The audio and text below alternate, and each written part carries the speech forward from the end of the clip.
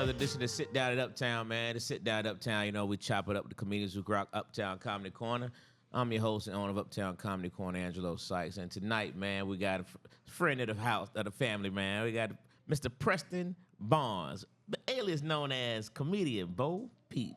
Why you get my government out I had like to start that, off with man? the government name, Bo. Nobody even know that name, They man. do today. Hey, What's up, brother? How you I'm doing, good, man? You all right? I'm good, Angelo. Yes, sir. sir. It's a pleasure, brother. So, man, you know, this conversation is fun because we're going to let the listening audience know that the Sit Down at Uptown wasn't an idea of mine. This concept came from this gentleman right here, Mr. Bo Peep, man, who had this idea years ago. And you tinkered around with it a little bit, man, and then you finally just said we need to go a different direction, and here we sit today, man. Yeah, because, you know, when I was doing it, it was a conversation about me. Mm-hmm. You know what I'm saying? But I said, it's called Sit Down at Uptown. So they talking about my experience with him, which was cool. I liked that idea. But I said, well, Angelo, he's the one paying the check. And they don't have no problem sitting there with somebody giving him a check. You know what I mean? If I asked him, like, man, because what happened was I started doing it, but the first interview was 3 o'clock in the morning. Because the company had to wait till everybody done. He did all the shows. He shook hands and everything. It was Rod Stapleton. Right? And I said, I can't do this at 3 o'clock in the morning all the time.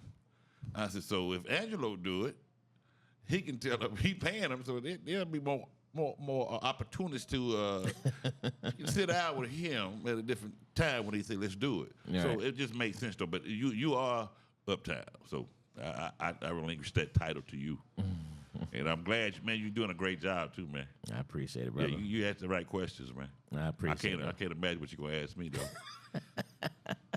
We're just going to have a little fun, Bo. Just got a little fun, man. Yeah. So, Bo, you've been here long enough. You've seen all the shows, man. So you know how this direction goes, right? Yeah. You know what I mean? Yeah, Now, I know you know, it was a small town. But let's talk about it. Yeah. Let's talk about this young, got to say it again. Let's talk about young Preston, man. Let's talk about where young Preston is from, what life was like for you growing up, brother. Well, everybody know I represent the SIP, man, Mississippi all No the way. doubt. But I'm from a small town in Mississippi, though. But 200, you know, I just looked it up. There's 209 people there today. And it was 208 when I left. And there's 209 today, and that's a 13% increase from last year. 13% increase. 13% increase. And guess what? They said we got one non-Hispanic and we got one Hispanic. I don't know what that means. And the rest of it is 74% white. Few blacks we got there, but it's one non-Hispanic. Right. And then one Hispanic. one I don't Hispanic. even know what that means, man. That's where I'm from, man. Small town, no stoplight, no traffic light, no police station. We got a post office, and we got one grocery store and one gas station. Wow. And everything else is 12 miles this way and 12 miles that way. So is the one grocery store and gas station, are these owned by the same people? Actually, you ain't gonna believe this. In my 209 people city, there's an Indian that owns the gas station. Get out of here. Get out of here. That's what I said. And I asked him, man. Is he a part of that 209 people? Yeah, he's part of that 209. Okay. But they didn't put his percentage on there. 'Cause it's just him and his family. And I asked him, I really did, man. I said, what would make you leave your country to come to a 200 and people city like this? And he said, we don't like competition. I didn't know that. So he's going to start his family business there. And when his daughter get old enough, they will marry, a son, a boy, and they'll branch out from there. Wow. So they don't like being around each other. I didn't know that. Interesting. Yeah, man. But yeah, man, that's where I grew up, man. Luckily, I grew up, mother and father in the house. Daddy was a hard worker. Mama was a hard worker. So hard work is all I know. Okay. You know what I mean? Ain't no such thing as easy life. It's Right. hard work is all I know. That's come from my father, man. Because, as a kid growing up in Mississippi, we didn't have a lot of the amenities a lot of people had, like, gas, heaters and stuff. Everything was a fireplace. Okay. So we had to cut wood in the wintertime. I remember one time, man, it was 17 below zero. And Daddy said, we got to go get some firewood. I said, it's frozen. Ain't no, the lights off, the water froze. What we doing out there? We should stay. We can't stay in the house. We're gonna freeze to death. Wow. Man, we went out in that 17 below zero weather, man. And my father, we had two other young boys my age that would work with us, and Daddy would always pay them, so they would come work with us. Man, that was the coldest day of my life, man. I mean, my hands froze, my feet was frozen. We carrying this wood to the truck to bring home, and I was young, man. I'm talking like 12 years old, and it hit me right then that nothing in life come easy. You got to work for it. So my dad was one of them people too. Like, wasn't no such thing come home from school doing no homework. Your homework was working at the house. Really? I had to feed the hog, feed the cows, get the firewood in, get the eggs from the chicken. You know what I'm saying? So I lived like that. Really? Wasn't no, my dad was a welder too. So I'd be outside with him till 12 o'clock at night, welding and helping him. And my mom, that boy got to go to school tomorrow. He said, well, I got to go to work. Wow. But, he would get off his job and do side jobs. My grandfather, I worked with him. So summertime, I played a lot, but I had to work first. Okay. So if you came by my house, you had to work with me before I could play. So you didn't have a lot of friends come over? Yes, I did. Believe it or not, yes, I did, because I had everything. Okay. I had the basketball court, I had the football, I had baseball, I had everything. I had the four-wheelers. We had... So you were a single child? No, I got one. At that time, I had one brother. Older? Younger? Younger brother. He's 2 years younger than me. Okay. That nigga was lazy. It's still no, he was lazy then. My brother, I love you, boy, but he was lazy, Angelo. Really? That nigga... My brother, right, he was smart. So he would sit around with his shoes off all the time. Mm-hmm. So when mama said, go do something, he said, I ain't got my shoes on. She would say, well, you got your shoes on, go do that. And it took me years to learn. To catch on to that, brother. And he got big feet. My brother Roy is 16 right now, 15. Because he kept his shoes off, so his feet just kept growing. Wow. Yeah, man.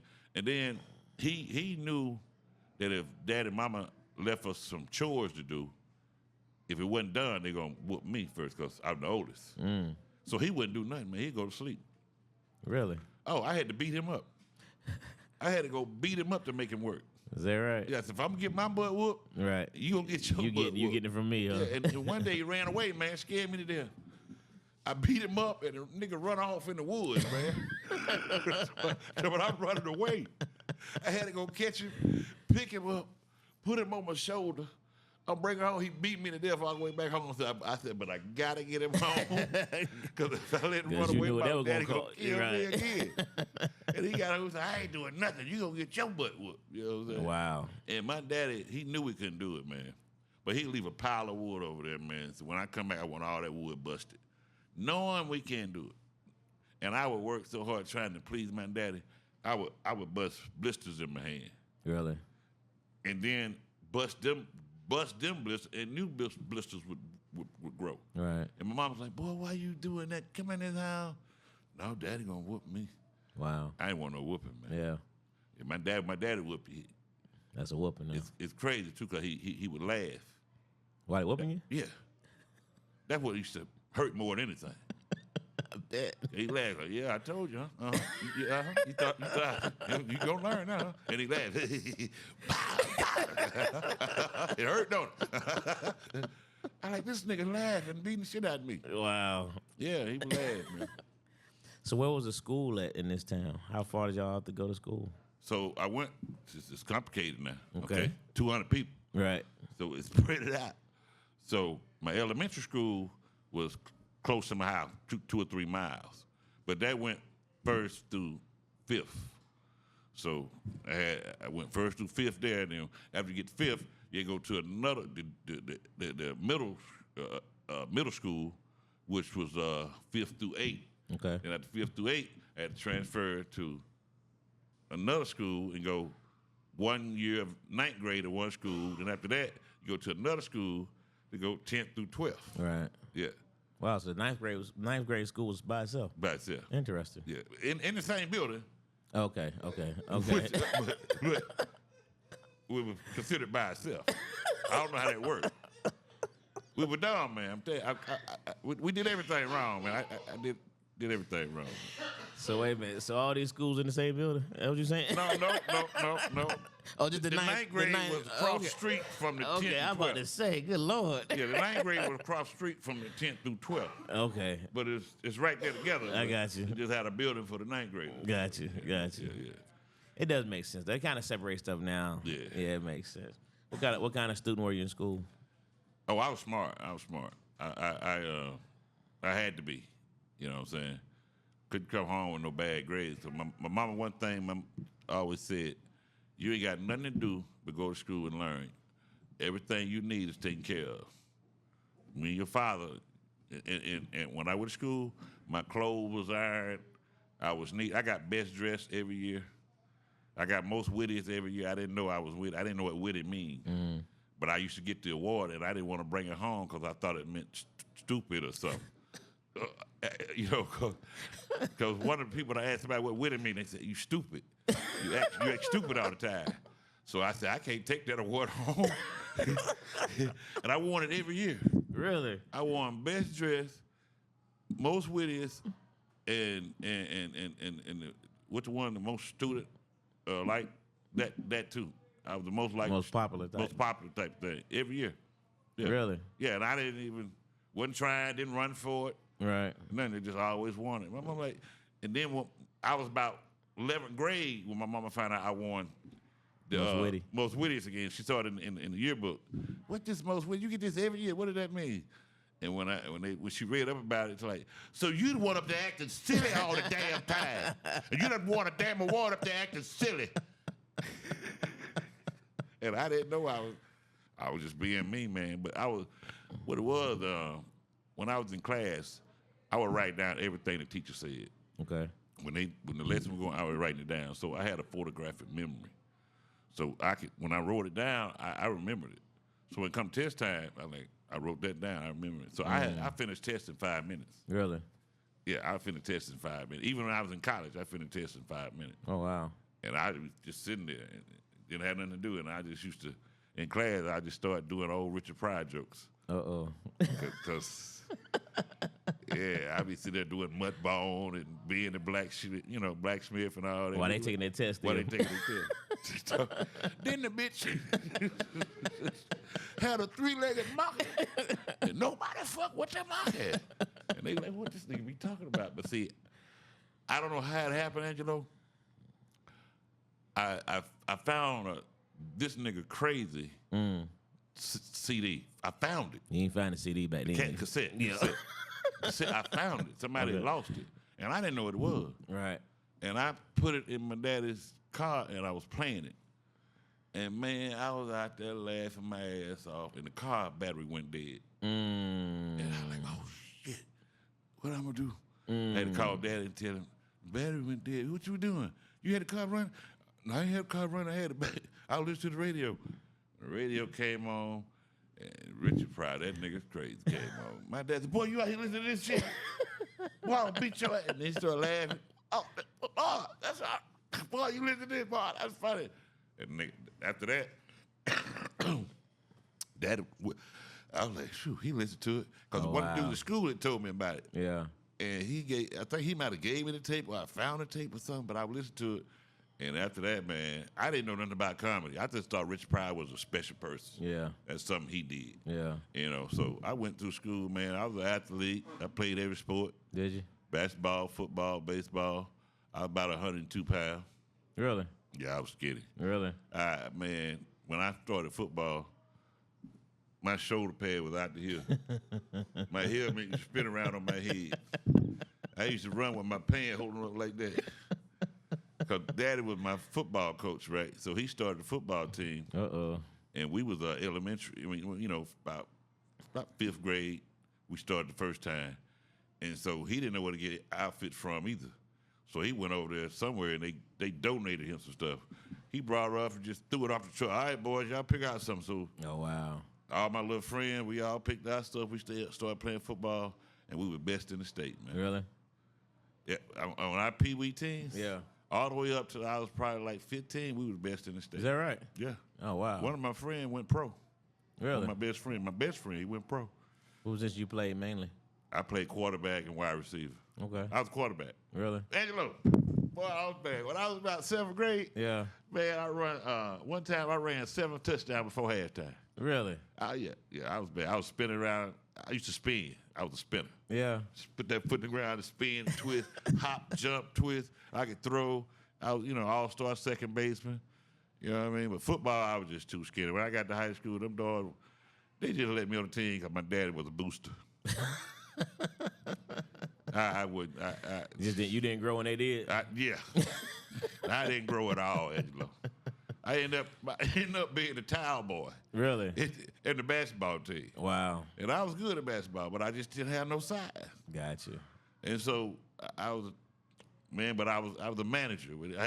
I wore a suit and tie too. Towel boy with a suit and tie on. For real? Oh yeah. I'm towel boy with a suit. So and tie. your parents from the same town? Yeah. They grew up there as well? Yeah. My daddy met my mama. My grandfather was a moonshiner. Okay. And I didn't know, he had money since I was a kid. I don't know where it came from. He always had new cars, the newest car, had the house and everything. But my daddy said he met my mother because all of my mother's brothers and sisters had moved away. She was the youngest, and he always had a new car. But my grandfather never drove. He always had a new car, but he never drove. Really? So my dad said I used to, drive your mama around to your mama and your daddy and all up to the store, to the church and everything. That's how I met your mama. Wow. I'm like, oh, okay. You was backseating my mama. That's what you You were backseating. backseating. That's what you doing. But yeah, that's how you met my mama, man. That little small town. Interesting. Yeah. So now when people think Mississippi, naturally the first thing you think about is racism. You know what I mean? You think, what was your experience? I really didn't experience racism growing up. We knew our place. I know it was. What do you mean you knew your place? What does that mean? I knew it was a black-white thing, but Okay. It's one thing I learned from my father is how you carry yourself. Okay. I mean, it was there, but it wasn't like people think it was. I mean, were you warned? Did they have to tell you No. things or stuff of that nature? Well, you knew the white people own everything. Okay. That's one thing you realize growing up is the white people own everything. Okay. And then the way your mother and father and your grandparents talked to them and spoke about them, you knew there was something going on. But as a kid, I didn't really know about racism like that. Okay. I just knew it was a black and white thing. Okay. Because even when we played sports, we was an all-black team. We used to play the white teams, and we could hear how they would talk about us, Them black boys, this and that. They say the N-word sometimes. We go places. So we knew that was going on, but it wasn't really in our face. Because we went to school, we all had to blend together because we were a small town. So we all was in the classroom together. Y'all did go to school together? Yeah, we did go to school together. Okay. And we had some I remember one time, me and my friend, we had the white boys messing with us, and we beat their ass with switches. We tied them up to a tree and beat their ass with switches because they kept calling us nigger and shit. Really? And we whooped their ass. That's the last time. We played football together and all that. We was all on the same sports team. But they called us out. Boy, we tied them some bitches up to that tree and whooped their ass. After that, you niggas good with us. Niggas good with us. But nah, man, I didn't really experience racism until I got to college. Okay. My father ran for superintendent of county superintendent, so people can get better streets and roads, stuff. So your father was pretty active then. Yeah, he was very active. Very active, man. So people can get paved roads to their houses. Nobody black had paved roads to their house. Everything was dirt. So my father got tired of that, so he ran for county supervisor to get that done. And then he the school system was divided. He ran for school board superintendent. And that's when we experienced the racism. Okay. That's when they burnt the cross in the yard and all that. Is that right? Because the white people did not want him in office. Wow. And once he won, like I said, all them schools that was spread it out around. So we had all these little counties. We was in a county that had a bunch of little towns and schools, but none of them had money because it was spread it out like that. So my father got in, he ran, and he asked to build a bigger school, or a county school where all the kids can come to, and the money would go there. And he won, and he made that happen. But the white people hated it after that. Hated him after that because now them kids that was good in sports over there, thought they was gonna go to college. They came around, and most of now these black kids, the one that was the better athletes, and the money was going to, now more black kids in the school, and they hated that, man. But he won that, man. So we trying to fight for him to get that school named after him now. Really? Yeah. Wow, that's deep. So we had the government, the FBI sit at our yard, the secret agent sit at our yard for 3 months because they brought a cross in my yard. Really? Yeah. So what conversation did your parents have with y'all when there's a cross burning y'all? What was the conversation like? I was in college, man. I was at school, and my mama called me and said, you need to come home. I said, what's wrong? She said, you need to come home. We got problems.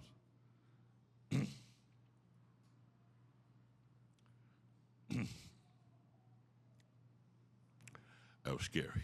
I bet. My mom was scary.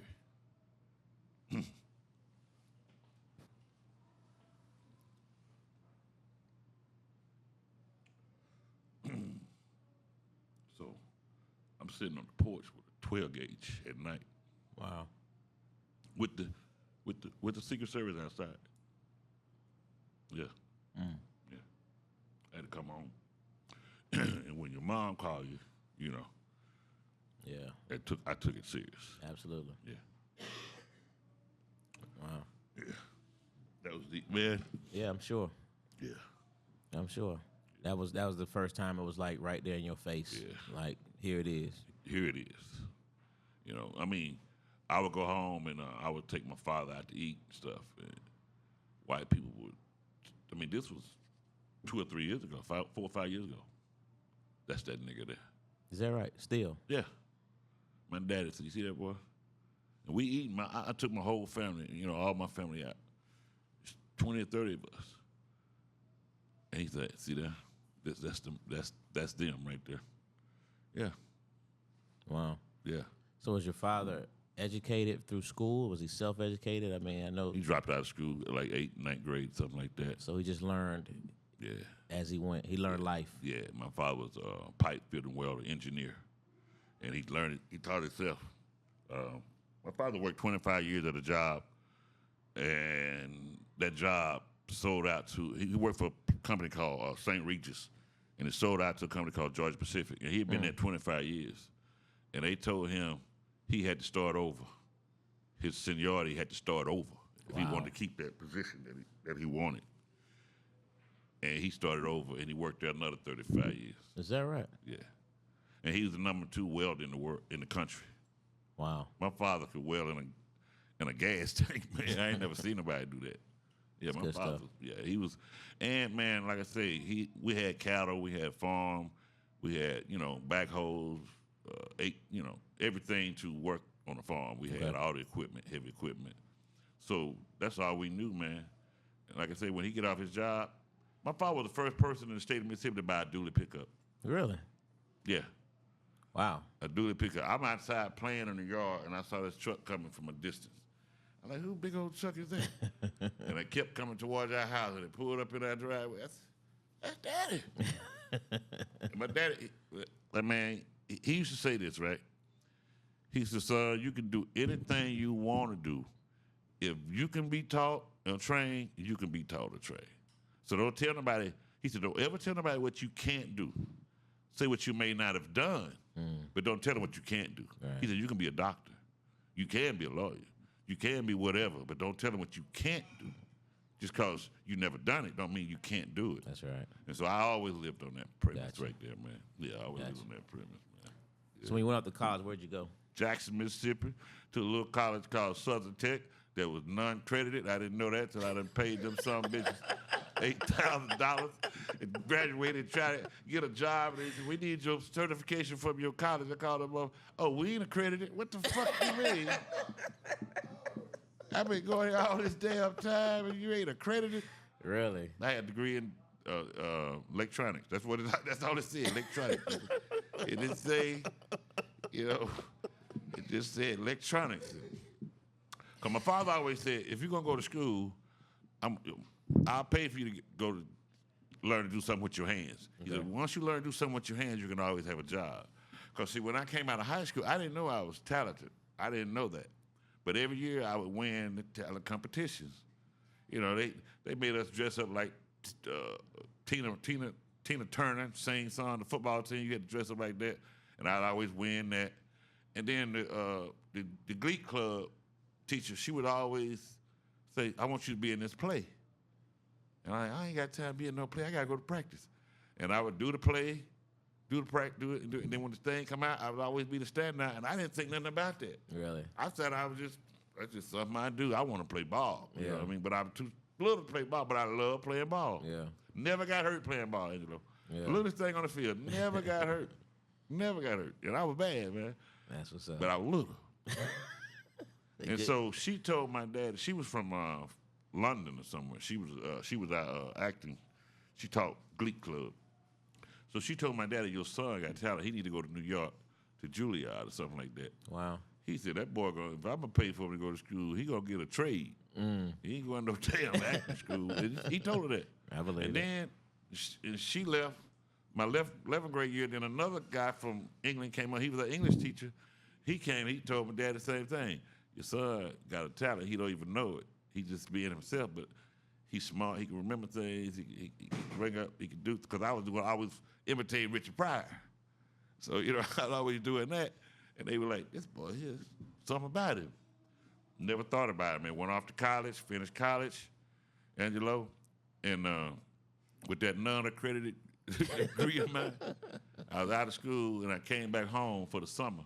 My dad said, boy, you got to get a job. You can't lay around here now. I said, well, he said, I got you a job over there at the school. Until they start, I told him you're an electrician.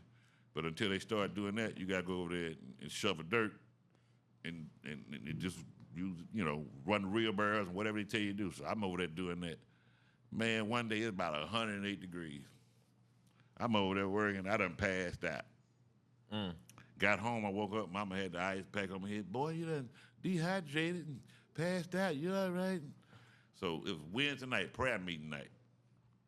So we going to prayer meeting. We came back from prayer meeting, and I came home, and the commercial for Beverly Hills Cop came on TV. I saw all them palm trees, and how the beautiful women and Eddie Murphy and them looking in the Ferraris and stuff. I'm like, I want to go to California. I don't know nobody out there at all. I said, I want to go to California. So I just said that to me. Came next day. I told my mom and them that night when I was watching, I said, I want to go to California. They said, all right, whatever. They didn't think nothing about it. Next day, I told them again, my mom go to California. She said, okay. Next day, Friday, I told Mom that I want to go to California. Hey, boy, you know nothing about California? My dad said, boy, what you going to do out there? You ain't got no job here. How you going to go out there? You don't know nobody out there? What you going to do out there?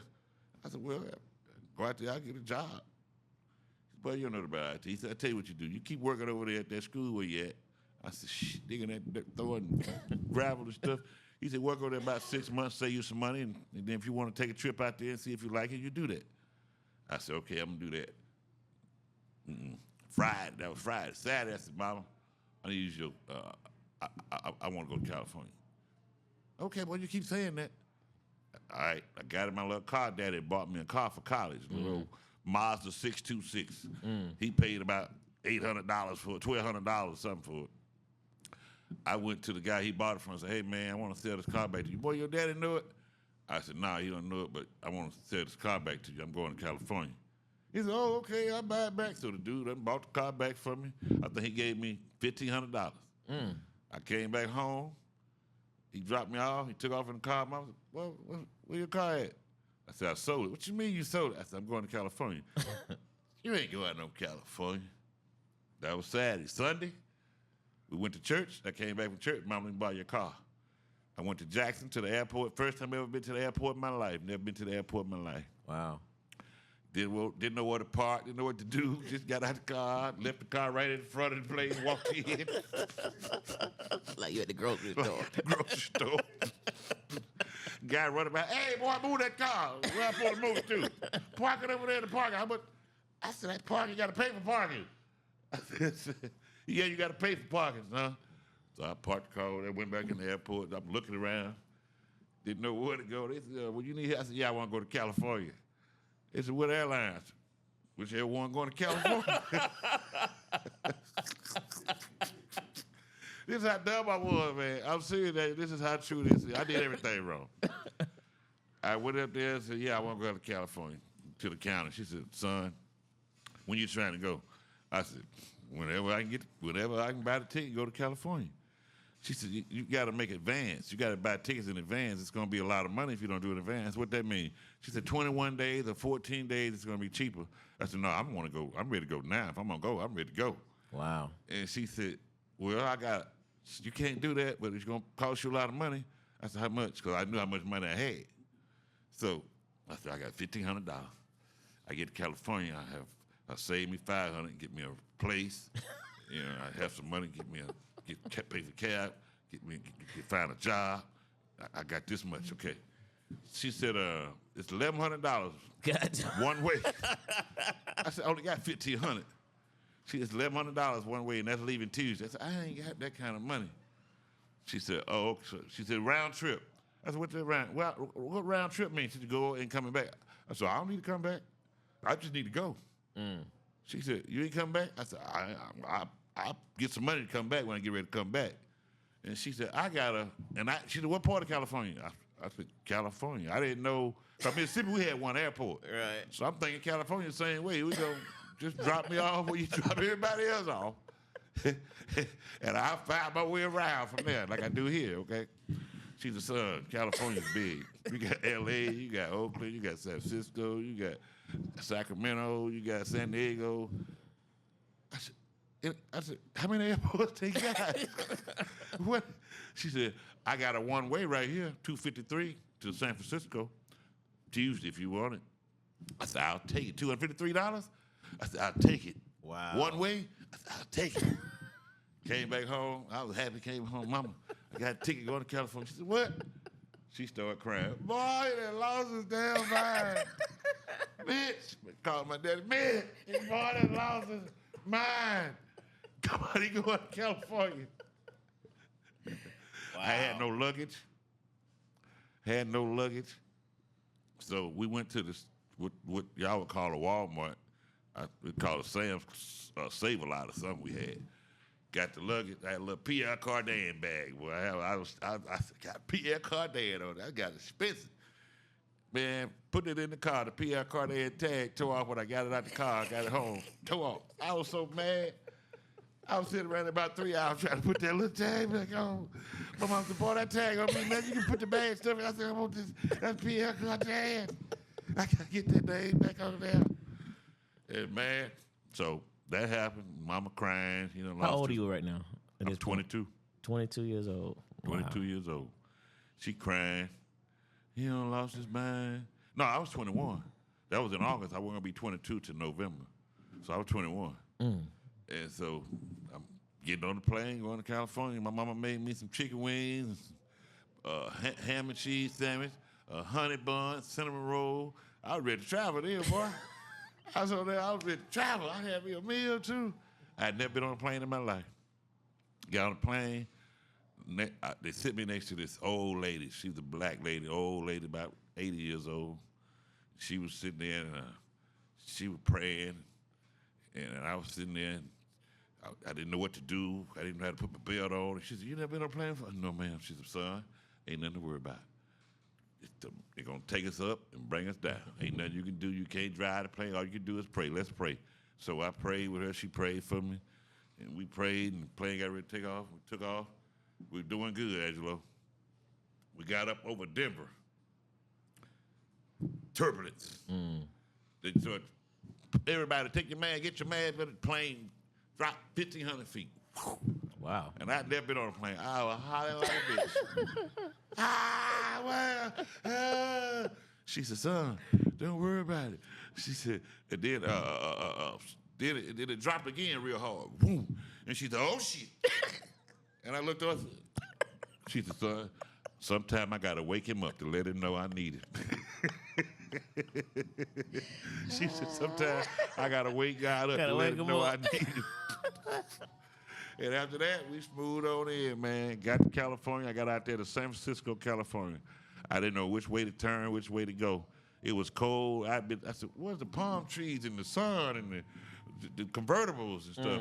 And they said, and it was August the 8th. San Francisco, windy. People don't know San Francisco be cold like that. Yeah. And I was like, and he said, man, you want to go to the other side of the bay? I said, I want to go to L.A. He said, stop playing, African dude in the cab. Stop playing. L.A., you wasting my time. I got things to do. L.A., $1,000. No, get out of my car. I said, man, I want to go to L.A. No, L.A. I got out of his car. I told the next guy, I said, man, it's cold. I want to go to the palm tree. He said, go to Alameda. Go across the bridge to Alameda. I said, okay, take me to Alameda. He said, how far that? So I'm thinking, count my little money. It'd be about $50. Okay. So before I left home, I gave my mama $500. You know. I said, Mama, I got it. She said, boy, you need to keep all your money. I said, I got it, Mama. I can make it. I can handle it. This is God right here, right? So I get in this cab. I'm going across the Bay Bridge into Alameda, which is right past Oakland. But you got to get off in Oakland on 14th Street to get to Alameda. We get off the damn street. Off on this exit. I told the cab driver, stop at that store right there, let me get a newspaper, because I was going to start looking at the newspaper for a job and a place. Got out of the car, Angelo. Walked in the store. And my country accent was so bad, I was talking to the dude behind the counter, and I had my head down. And he said, boy, where you from? And I said, Mississippi. And I looked up, and he said, Preston? And I looked up.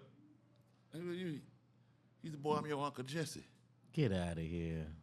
I just retired from the Navy. Really? I just bought this store and this laundromat over here. Wow. What you doing out here? I said, trying to find a job and a place to stay. He said, what you doing? I said, I'm in the cab waiting. He said, boy, go out there. Let me go out there. He went out there and paid. The cab driver got me out. Called my mama. Wow. Guess who I'm standing here with, mama? She said, who? I said, Uncle Jesse. Oh, she passed out, hit the floor. Hit the floor. Yeah, so she didn't know where he was at. So it was her brother. Her brother. Get out of town. My family got kind of spread it out for me when they left Mississippi. And he had been in the military, so she didn't know he had retired. Wow. And now that's a story right there. And guess what? He was an electrician in the Navy. Wow. And I just finished so-called. Yo, got your certificate. And he said, well, what you doing? What kind of work you going to do? I said, I want to get into the electrical stuff, computers and electronics. He said, well, I just retired electrician from the Navy. I build houses. I do houses, and I got my own laundromat fit. I had a job. Wow. He said, guess what? Your auntie just moved out here. She's a principal. My mama's sister. My mama didn't even, I don't know why they wasn't talking to each other at the time. She done moved out. He said, she had a Chinese girl that stayed that's a co-student come over from another country. Mm-hmm. They was renting a room for her while they went to college. He said, but it's summertime. She not there. They're probably ready to you. Wow. Went to my cousin's house, my auntie house. They ain't seen me in years. He said, your Uncle Jimmy here too. He done moved my Uncle Jimmy from another state out there, because he was having a little problem with the drugs and alcohol and stuff. So he moved him out there so he could work with him. He was out there. Wow. So when I got to my cousin's house, my auntie house, my mama's sister, my mama brother lived 5 minutes away from him. My uncle's son was 18 years old. He had never been to my auntie house. They 5 minutes away. That's how everything was spread it out. He had never been to their house. And so when I got out there, I brought everybody together. That's wow. The family reunion came out there because I moved out there. You moved out there on a Humble. On a Humble. That's crazy. Yeah, man. That's my story, man. That's wild, bro. Yeah. I get chills thinking about it. Yeah, man. That's wild. Yeah. And you just happened to decide to pull over this gas station to get the newspaper. It wasn't a gas station, just a store. Just a store. Off the exit. Yeah. Changed my life. Hey, man, you had a praying, with that song, you got a praying grandmother, you had a praying grandmama, and a praying mama, man. Mama. Yeah. That's wild. Yeah, man. So, tell us how the comedy came about. All right, so the comedy came about. I'm working in Oakland, and I'm an electrician. I got a call to work at a Target, but the Target had a morning show broadcast live from there. On location. So they had a comedian there too. His name was Andre Covington. So he was performing up there, and there was a live audience, and it was radio in the morning, and his comedy wasn't kind of going like he thought it should. You know, I didn't know anything about comedy. I just like this brother up here, you know, talking to people, like, and it's funny, you know. And when he finished, he came way back there by me and stood. He was upset with himself. He was like, man, and I'm back there working. I'm like, I heard you, man. What you be doing up there, man? You talking? I said, man, I'd have said this, I'd have said that. I said, I'd have told that other stuff. He's like, man, you do comedy or something? I said, nah, man, what you mean do comedy? You don't do comedy? I said, nah, man. He said, you funny, man. He said, I do comedy. I said, what that mean, you do comedy? That's your job? He said, yeah. I said, there's people out here doing what you do and making a living. He said, yeah. He said, matter of fact, where you live? I said, I live in Oakland. He said, what part? I told him. He said, oh, I work right around the corner from you. Every Sunday night, we have an open mic. I said, what's open mic? A lot of comics come through, man, and we all just go up there and tell jokes. I still didn't know. I thought Richard Pryor was a special person. I thought Eddie Murphy was a special person. I actually saw Eddie Murphy raw live in Mississippi before I moved to California. Is that right? I went to it just to see it. And I still thought he was a one-of-a-kind person. I didn't know there was other comedians in the world. Yeah. You know? So, but when Andre told me, you need to come over there Sunday night, this is where it's at. I said, okay, man, I'm going to try to check it out. Swear to God. I get home to my new apartment I'm in. Standing outside is 3 guys. Two of them live in the building with me. I've seen them before, but I never really spoke to them.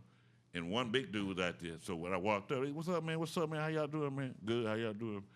Yeah, man, I'm your new neighbor, man. But yeah, okay, cool, man. The other dude, yeah, I'm your neighbor, man. I'm on the second floor. Yeah, you right across the hall. He used to beat this girl ass all the time. Anyway, and then the one on the first floor, he was a model. He always had the bad girls going in. I said, damn, that motherfucker there. Yeah. He keep them coming through. And so when I met him outside, he was like, man, what you do, man? You always coming in with all these tools. What you do? I said, I'm an electrician. I said, what you do? He said, I'm a comedian. I said, I ain't ever met one in my life. Now, I said, what you do? He said, I'm a comic. I'm a comic too. I said, damn, I ain't never met one in my life. Now I done met 4 in one day. Wow. You know what I'm saying? And then the big dude said, yeah, man, I work around the corner over here. I host at the Comedy Concepts. I said, I just met Andre Covington. He told me about it. I said, man, it's comedy. What y'all doing? He said, man, you ain't never been to a comedy show? He said, man, you'll love it. Come over there and check it out. He said, I'm the host. I'm going to give you some tickets.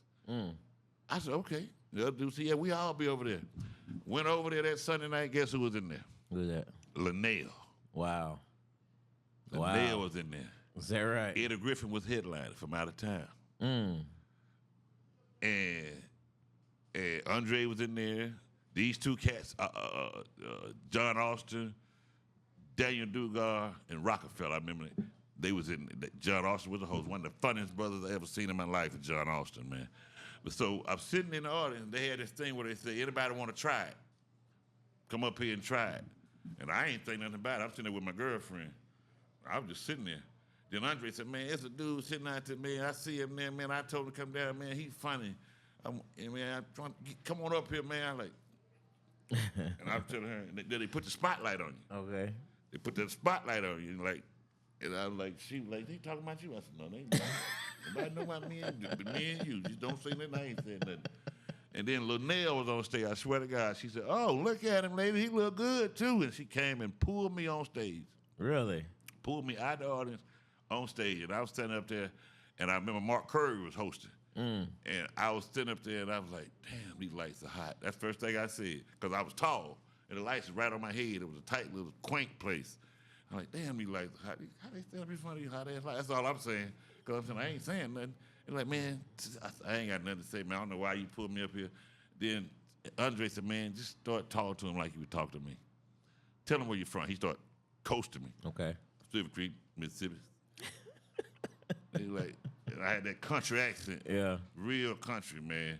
And he kept on talking to me. And he said, what you do when you go back home? I said, I was stupid. I don't know where it came from, Angelo. First joke out of my mouth. I said, when I'm going to go back this time, I'm going to take some toilet paper. I said, God, they ain't never seen nothing like that. And that was it. After that, I started talking. And when I come off stage, believe it or not, the lady who books the Apollo was sitting in the audience. Wow. And she said, I want you to do Apollo. And I said, Miss, this is my first time. I may not ever do this again. She said, oh, you got time. We don't tape to December. And this was December of 1992. And she said, we don't tape to next year in December of 93. You got time. And left it like that. Got my phone number information. And I like, I ain't going to never do this again. But I was so happy, Angelo, that I did it. I was like, this what I want to do. Wow. That was your moment right there. I was so happy. My dumb man, it was Christmas time. It was December 22nd. I said, I'm finna go home and tell mom and daddy what I'm doing. I called Greyhound because I couldn't afford the plane ticket. You learned that lesson. I learned that lesson. And I called Greyhound, Angelo, and I swear to God, I didn't know Greyhound took so long. Man, when I got home, I had ate nothing but Burger King. Greyhound stopped every 2 hours at Burger King. I got home, and I don't eat lettuce and tomatoes. I just eat it because I didn't like lettuce at the time. And tomatoes, I'm allergic to tomatoes. I had no roughage in me. I got home, man, I had hemorrhoids sticking out my ass from bouncing on that damn bus. I got home, my ass was sore. My mama, I said, Mama, something wrong. I just feel like my bowels coming out my butt. And she told me, let me look. I said, no, I don't want you looking up in my damn bowels. But and so she took me to the doctor, and the doctor had to give me an incision and I had a blood clot in my damn hemorrhoid, man. Wow. I had to stay home for a month. Wow. But before I left, that night, another guy at the show, he said, I want to book you for a show I'm doing. I said, man, that's my first time, man. I may not ever do this. He said, it's going to be a month from now. You got time? So I went home, and the doctor told me I couldn't get back on the bus for a month. So I was sitting around letting my butt heal before I go back home, and I got home just in time to get off the bus, get in my pickup, and drive to this other show that the guy told me about. I didn't know the guy. He was on probation.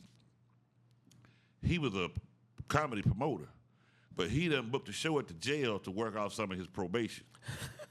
So the money that he was making, he was getting to work off his probation. He wasn't paying us nothing. Okay. And so when I got there, I was running late, so everybody else was already there. And they like, we're going to go up. You going to go up last? I said, go up last. I said, I didn't know what that mean either. I'll be the last one. So I didn't know, I didn't know what to say, and much time to do or nothing. Every one of them got booed. Them people in the prison, they don't play. So when you get there, it's a little old rope to separate you from the prisoners, and you got guards with 12 gauges standing in front of them, and the white sits here, the Mexican sit here, the black sit here, so they separate, but Right. And the whites, they saying, laughing at shit you say. The Mexicans don't know what the hell you're saying, and the niggas joning on everybody. You punk, I'll fuck you. Little fat one, I'll fuck that fat one. That's all. And I'm like, oh, Lord, what the hell I done got into? And I went up there, and I couldn't think of nothing. First thing I said, Angelo, which one of y'all here on your first date? Where the bitches at? Standing over there. Standing, I had to say nothing else. That's a bitch. He up there. That's all I said, man. Wow. That's all I said. It was, they walked about with the guns and everything. They were like, that nigga funny right there. Yeah, that's a bitch right here. So tell me what your mom and dad said when you told them about this phone. Oh, my God. They like, Daddy like, boy, you better get you a job. She called here for money. You need to get you a damn job. All that. Come on, you going to be funny. Right. Mama like, baby, that's what you want to do, Keep traveling. Your job, man. Keep working. So I was working, and I was doing comedy. 3 months after I started at that place, the owner, the dude that was a promoter said, man, I want you to start hosting. I like, wow, me? He said, yeah, I want you to start hosting. And I started hosting, Angelo, and that's where it blew up. Really? I started hosting, and everybody was coming to town, Paul Mooney, so I was opening up, all the headliners was coming through open. And I was opening, so everybody knew that dude there, starting getting recognition around town, hosting all kind of clubs and stuff. And that's when BET happened. BET happened. Everything I got out of the comedy business, I never had to audition. Yeah, right. It just fell in my hands. And BET was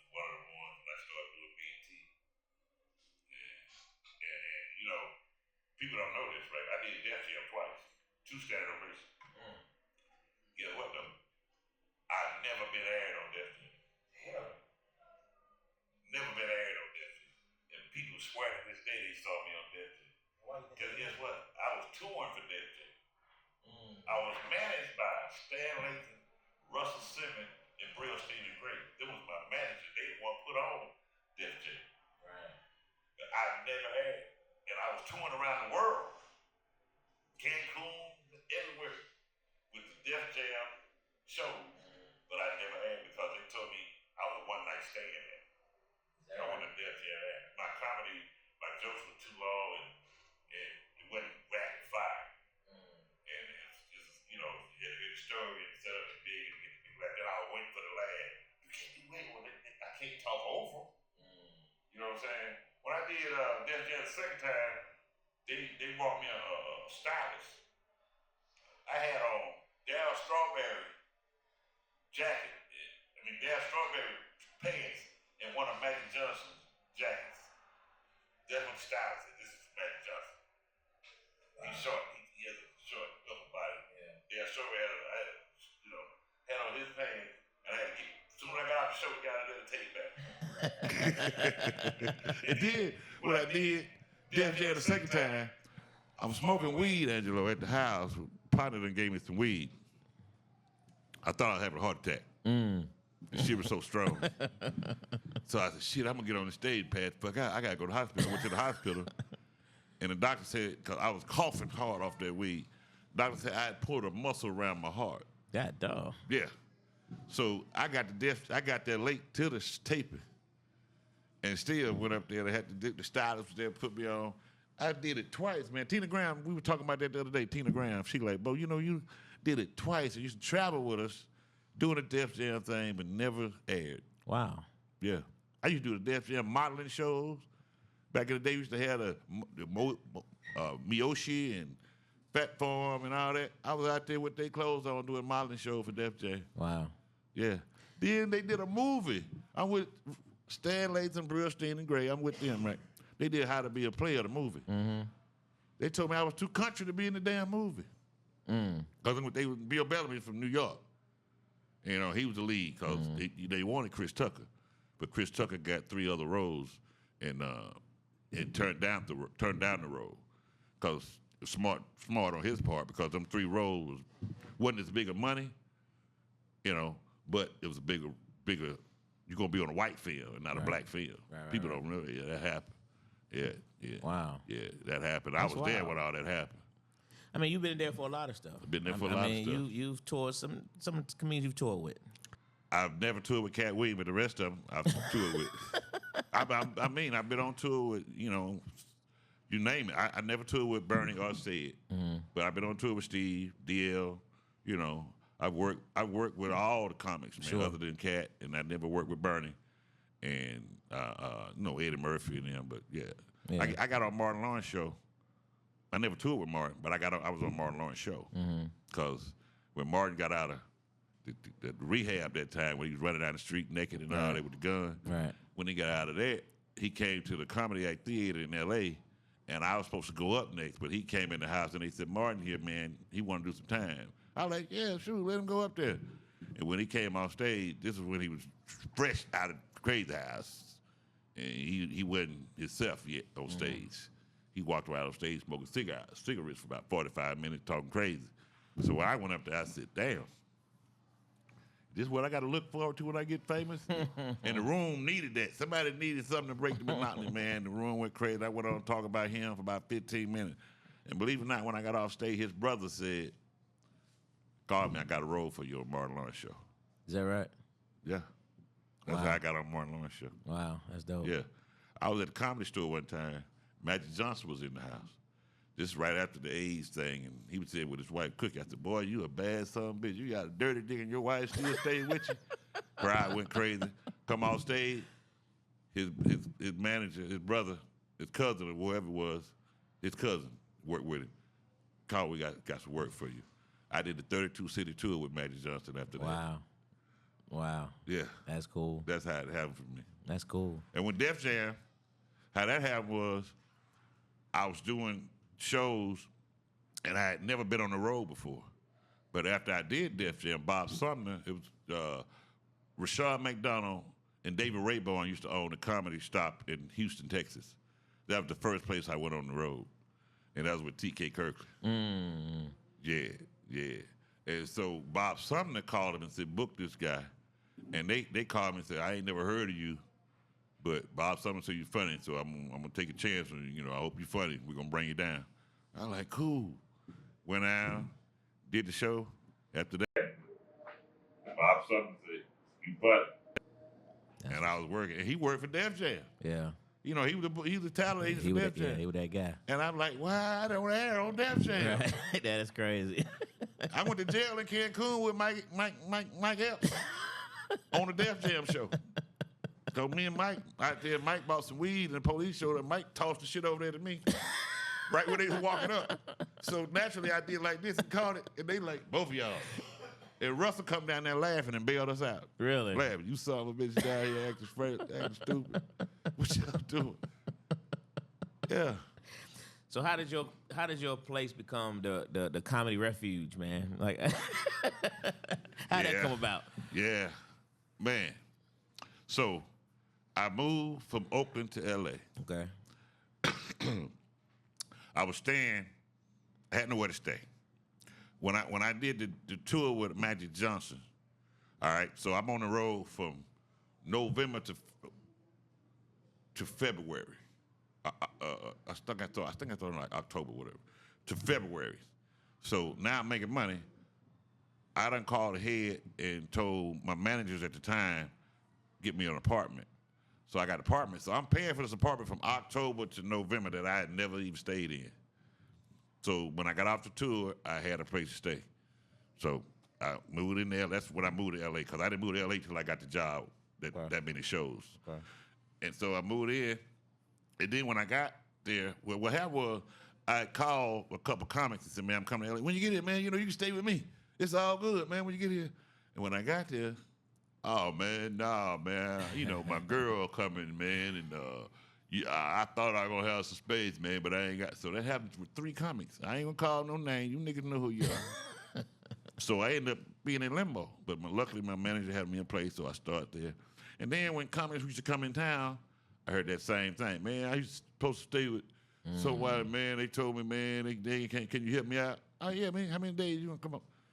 So I ended up having 8 comics in my living room. I had a 1-bedroom apartment. 1-bedroom apartment. I mean, I had Small Fry. I had Lester Bills, Mark Prince. You probably don't know him. I mean, Spanky Hayes, Zoo Man. All of them used to come. I mean, just a whole bunch of cats, man. And I was the house that Bo would let you stay. I had another cat. He was 500 pounds, GM Ford from St. Louis. He was laying in there. He took up the whole damn futon by himself. And I had PlayStation, and I was working, so I had food. I would cook, and I would cook for everybody. That was the main thing. I had other comics that wasn't even staying and come over to eat. Right. You know what I'm saying? So my place was the hangout. People smoking weed, they were drinking, playing PlayStation. I had Small Fry and her friends. She had 2 girlfriends that she met from church. They needed a place to stay. They came and stayed. I had a little closet about from here to here, that big, that they would go in and pray and have church while we out there smoking weed, drinking, and playing PlayStation. They would go in there and have church in my closet. Right. I swear to God. No, she said that. She said it. Yeah. And her father, she came out there with her father. Her father was with me. And her father, he only ate nuts and berries and green bread. He would let the bread mold before he eat it. And that was, they said potassium or whatever it is they call it on the mold. It's supposed to be healthy for you. But he would let his bread mold before he eat it. So I had all this going on. And at the same time, now, keep in mind, I got a fax machine in my, I did everything wrong, Angelo. I done got into all kinds of stuff, drug dealers and everything. I'm working with one of the biggest drug dealers in California. My stupid ass should have known when I went over there the first time. The nigga had a bale of weed on a pallet, 4 by 4 by 4 bale of weed. I ain't even get scared. Didn't get nervous or nothing. Right. I'm sitting up in the like, well, that's what they do out here. Right. My country ass. They in there cutting it off with salt, packing it up. I still didn't run. Ended up working with him, stayed with him for 3, 4 years. I had a closet full of money. I used to go on the road, bring money back. Like, I didn't know no better. Yeah. I didn't know no better. I was into everything, Angelo. Cars, me and Courtney G, bless his soul, my boy. We sold cell phone, computers. We got you cars. We did everything, man. Prostitutes. I was taking prostitutes back and forth to Vegas. I had a fax machine with women pictures coming off all day long. I send that to the dude. He said, I want that one, that one, and that one. I get the plane ticket. I take the girls up there, give me the big room. Wow. I was into everything, man. In everything. Into everything. Just wrong, Bo Peep. Drove without a license from 97 to 2017. Didn't even have a license. For real? I didn't get a license. I moved to Georgia. Wow. I couldn't get a license. My name was in the system. Yeah. I kept myself clean. You know what I mean? And I was just in every damn thing. Yeah. And then the comedy, I did the Blackberry Inn. Well, after I did Comedy View, I was wanting Comedy View didn't let me do a special. Okay. Because they fell out with the Blackberry Inn. I was supposed to do a Comedy View special. Mm-hmm. They wouldn't let me do a special because they fell out. Everybody was working on the Blackberry Inn. The Blackberry Inn was their first original sitcom that BET had ever done. It was the first original. They did rerun shows, but this is the one they created, put on. And it was done by a man, they called him the booking man, Curtis Gatson. Okay. Curtis Gatson created Comic View and the Blackberry Inn, Nothing But a Woman with me and Laura Hayes and D. Militant. Remember that? Mm-hmm. So he created both of those. And it had the best rating, but he had bought his time block from BET. So they wasn't making no money on him because he had bought the time block. Okay. He was selling his own advertising. And now he number one. They got mad and wanted him to, I don't know what they wanted to do, but they squashed ties with him. When they squashed ties with him, they cut us loose. I've never been on a BET Awards show. And we had the number one show they ever had. You know what I'm saying? We were better than, our rating was better than when they had Cedric Entertainer on. He was the number one rated host of Comic View. Our rating was better than that. Wow. And they've never had us on the award show, never mention us. If you notice, they don't never mention that. Nah, you're right. Yeah, and I played the damn gay character. And I didn't know I'd doing everything wrong again. So when I got there, I was supposed to be on one show. One show, just one time. But I did it, and they like, we got something else we got in mind for you. So they like, this character right here, he's flamboyant. And I like, flamboyant, what that mean? They like, he's flamboyant. I'm like, okay. And he kind of gay. I said, what that mean, kind of gay? You either gay or you gay. Flamboyant and gay, that's gay. And I like, no, I can't play. They said, why not? I said, nah, my mom and daddy, they Baptists. And my mom would want me playing on gay characters. So the lady who was my acting coach, she like, let me talk to your mama. Got my mom on the phone. She said, your son is very talented. I got a role for him. But he said he don't think you guys would be, like if he played this gay character. She said, what that mean? Then my mama said, what do you mean? He can't play it. He can play it. And I said, Mama, it's a gay character. She said, what that mean? Did you go out there to work? I said, yes, ma'am. Well, it didn't work. I said, okay. So I didn't know nothing about being gay, Angelo. Mississippi, we had no gay. We had some sissies. But we had no gay. So I didn't know how to be gay, man. So when I left there, I drove down what they call Santa Monica Boulevard, which they used to call Boys Town in L.A., where all the gays hung out. So I was looking for the right character to play. I was looking for the right gay person to imitate. And I couldn't see. I kept seeing him. I said, no, I ain't going to do that. I ain't going to do that. And I saw this guy coming out of Gold's Gym. He was flaming, little Asian guy. He was happy to be gay. I said, that's it right there. If I'm going to be gay, I'm going to be the happiest gay I can be. Right. And, man, that character took off, and that was the best thing I've ever been known for in the business. I hate to say that, but to this day, people still remember Reggie. Right. And I'm going to tell you why I stopped playing Reggie. I did 17 episodes. They wanted me to do 23. And I said, at that time, we were fighting with the union, too. BET was non-union. So we was fighting with the union at the same time. And I was the first person to sign on the thing to go union.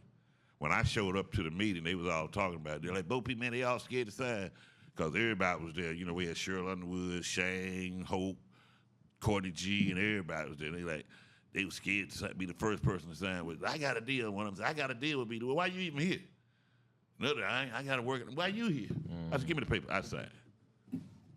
So I signed. Then everybody signed after that. Come on, we gonna sign. So now I get back. I'm still working on Blackberry Inn, nothing but a woman. But I had never watched none of the shows because we taped so late, and we work all week. I never watched the show, so it doesn't start coming on. It's been on about 3 weeks now. And I didn't know the character what I looked like on TV. My mom was like calling me, boy, everybody calling me. What you talking about? You over there looking like a damn girl or something? I like, Mama, what are you talking about? And I didn't see myself. Because, you know, they put makeup on you and everything, and I didn't want to play it. So I really didn't want to play the character so bad till the guy said, you don't stay in character enough. Y'all don't stay in character enough. So from now on, even when you're on your lunch break, when you get your outfit on, you need to be in character all day while you on set. So shit, when they said cut, nigga, I go put my warm-ups on. So I wouldn't have to stay in that damn character. Right. So, but I didn't know how I looked. And then one day I was at the grocery store. 17 episodes I done shot. I'm at the grocery store, I'm in line. And a little boy with his mama, he had to be like 7 or 8 years old. He turned around, he was looking at me. He said, you that faggot?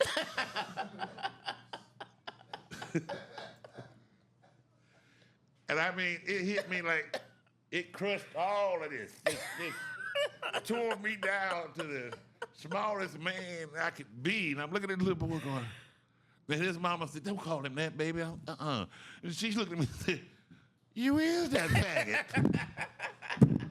I dropped my meat. I dropped everything, left the damn store.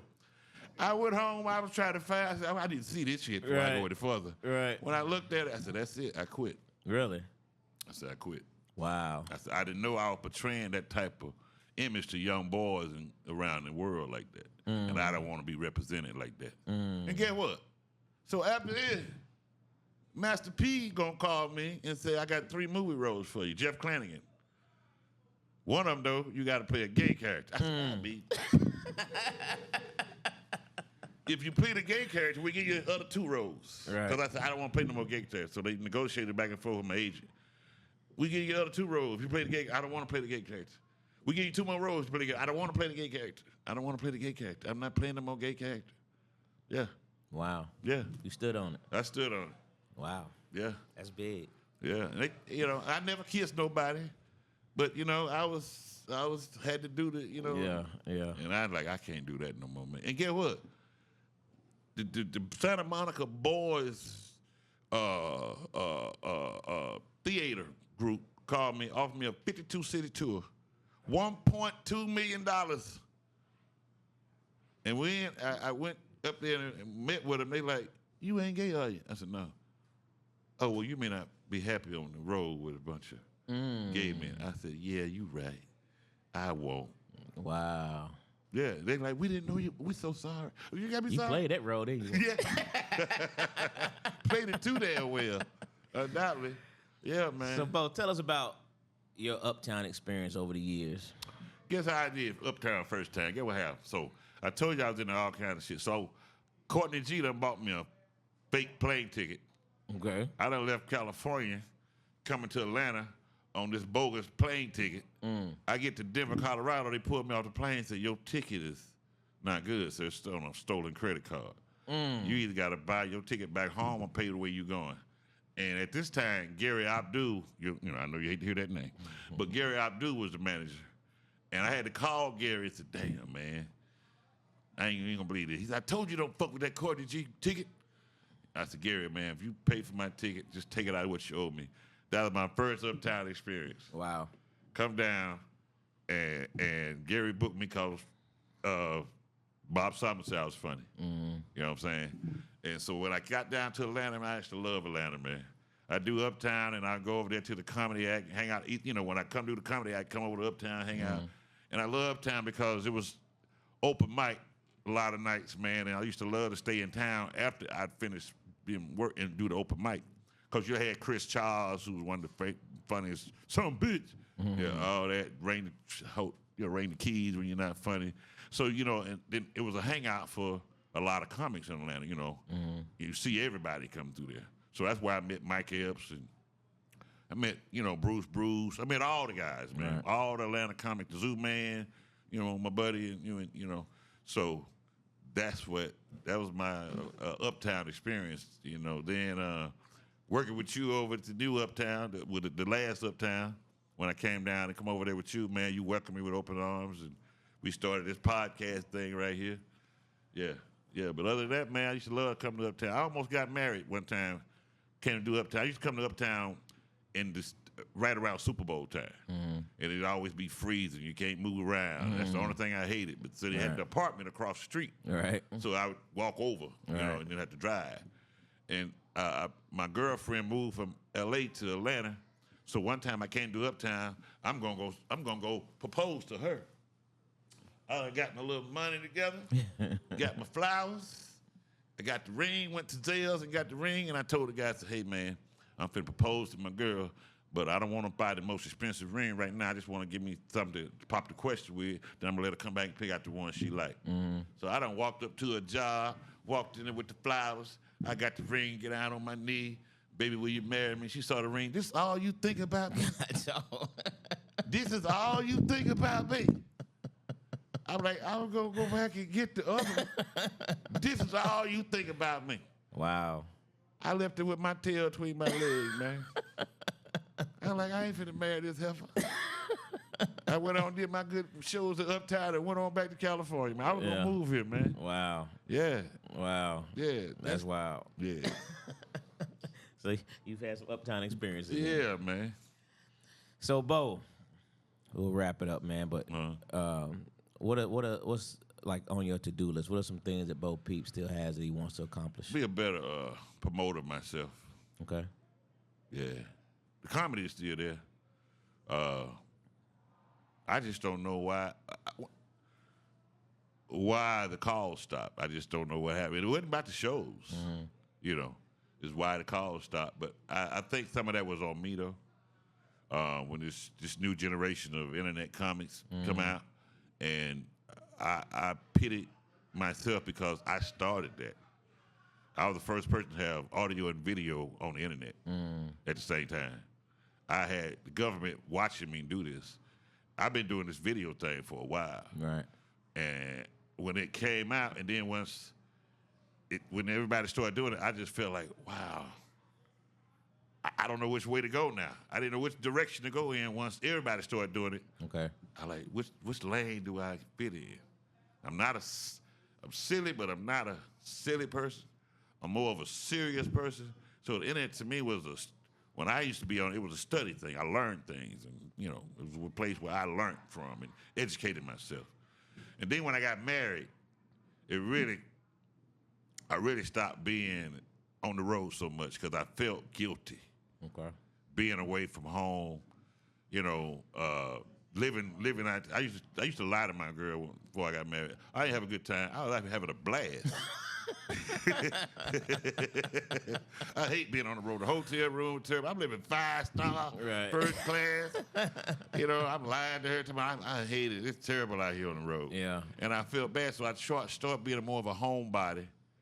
I got a food truck business. I started electrical business back. I started electrical business back because I wanted my son to not think I sit around all day not doing anything. Okay. So, they see you doing it, they don't want to do anything. Right. So, so I got caught up into that, man. But now I'm more back focused on comedy more than ever. Okay. I've been writing more than ever now. And just, that's where I want to be more of a better promoter myself. Okay. Yeah. So where did the thought come from in terms of podcasting and all these things? Because, I mean, I call y'all time a mad scientist because, you had some thing that you touch your phone with and all your information stuff, and then stuff started happening. I mean, you do think ahead.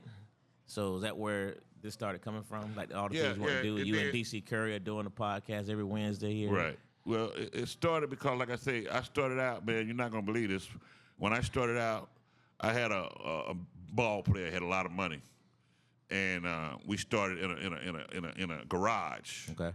And he didn't fund me first. I was working with two white dudes who was hackers. That's what they did. They hacked. So that's how I was able to get the streaming going. Okay. And they was hackers. And so people were like, how is he on it? And I got the ball player interested. He wanted to invest in it, but his damn business accountant, who we flew all the way down here to Atlanta to talk to, told him it wasn't no good business right then. It was 10 years before its time. It was 10 years before its time. But I said, he want to put $1 million into it. By the time it get around, we're going to be right in time with it. So I started with him. Then I moved over to one of Bill Gates' head technical guys, who was Bill Gates' head technical guy. He picked me up doing the streaming. He like, I want you to come over here and do that with me. I got all the equipment. He had all the cameras. He had everything. But he couldn't get the stream going outside of his office. And so I wrote a whole business plan on what the internet was going in the next 10 years, how the Amazon, all that kind of stuff working nowadays. I had all that working on my own site in L.A. at the time. Wow. Yeah.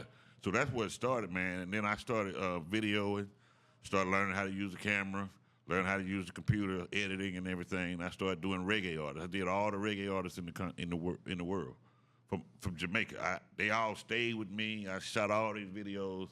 I did all that. I had the history of reggae I was about to put out. This was $1 billion business coming out. Going over $1 billion when it, I had dub plates, I had everything. But the guy I was doing it with got sent back to Ghana.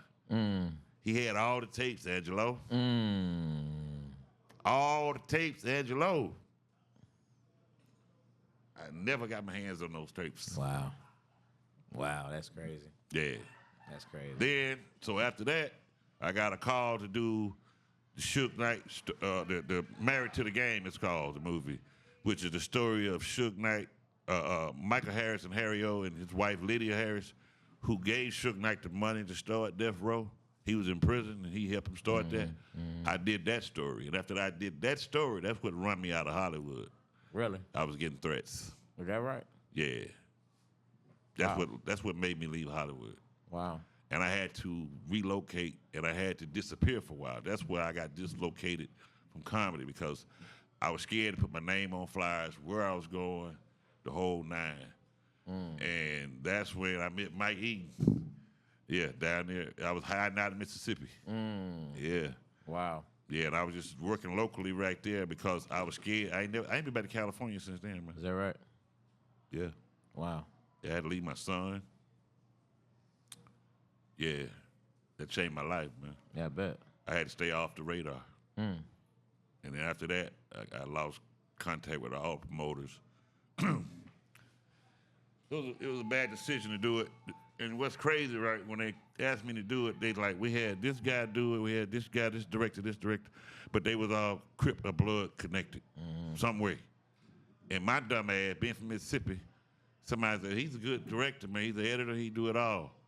Would you do this project? So I look outside, there come Lydia Harris coming up to my house, 4 or 5 black what they call them, trucks you got, the Suburbans. She got tapes and papers and everything. So I took 3 months reading over all that before I even started the project. I said, okay, this is what the story you want me to tell. This is what I see in the truth. That's what I did. That's what I told, the story that I read. And I got death threats, man, talking about killing my child. Wow. So I had to leave. Me and my girlfriend at the time, we left and we went to Atmore, Alabama, man. I was staying in a hotel at Atmore, Alabama for 6 months. Nobody didn't know nobody, never left the room. Sitting in there, editing on my computer, that's all I was doing. And then I left there, went to Mississippi, and my friend said he's a sheriff, and the other one said he's a judge. He said, you come here, and the judge told me if you get on a plane, Suge Knight get on a plane coming this way, I'll let you know. Is that right? I moved there, man, head out. Till I met this man, Mike Eaton, man who do all the shooting, make all this look good here, man. And me and him started working together. Then after Hurricane Katrina, I moved here. Gotcha. Yeah. That's a heck of a story there, Bo Peep. Yeah. So, Bo, we always going to end on the top 5. So give me your top 5 R&B singers of all time. Oh, that's easy. Luther Vandross. Okay. Luther Vandross. Luther Vandross. Now, Luther, man, Whitney. Definitely Whitney. I like the Whispers back in the day, Eddie Ruffin. Dennis Edwards. It's hard to say, but Luther's by far, man. That's the coldest brother I ever heard in my life. That's what's up. Yeah. R. Kelly was a bad boy. For sure. Yeah, but Luther, yeah. Music is my love, man. That's what's up. But I listen to all kinds, though. Right. I listen to country western. I listen to classical. See, when my son was riding with me in my car, I always played classical music because I didn't want him to hear. I wanted his mind to expand. I didn't want no words to lead him or judge him. And see, people don't realize that. If you play classical music for your kids, their mind will expand and think on their own. They'll make their own words up. You know what I'm saying?